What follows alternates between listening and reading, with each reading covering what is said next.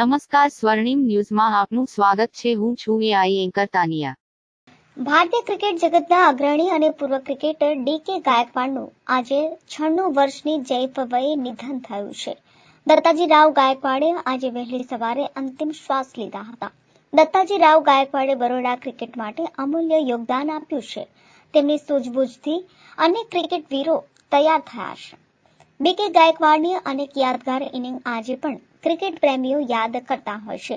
આજે પોલો ગ્રાઉન્ડ સ્થિત તેમના નિવાસ સ્થાનેથી તેમની અંતિમ યાત્રા નીકળી હતી અને કીર્તિ મંદિર ખાતે તેમની અંતિમ વિધિ કરવામાં આવી હતી. કીર્તિ મંદિર ખાતે તેમની અંતિમ વિધિમાં પરિવારના સંબંધીઓ, ક્રિકેટ જગતના અગ્રણીઓ ઉપસ્થિત રહ્યા હતા. પૂર્વ ક્રિકેટર નયન મોંઘિયા પણ અંતિમ યાત્રામાં જોડાયા હતા.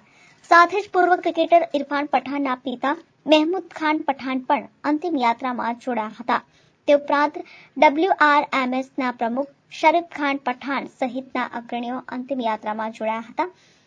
ત્યારે રાજવી પરિવાર સાથે પણ તેમના ખૂબ જ નિકટના સંબંધ રહ્યા હતા. તેમના પુત્ર અંશુમન ગાયકવાડ પણ ભારતીય ટીમના કેપ્ટન તરીકે નામના મેળવી છે. બ્યુરો રિપોર્ટ, સ્વર્ણિમ ન્યૂઝ.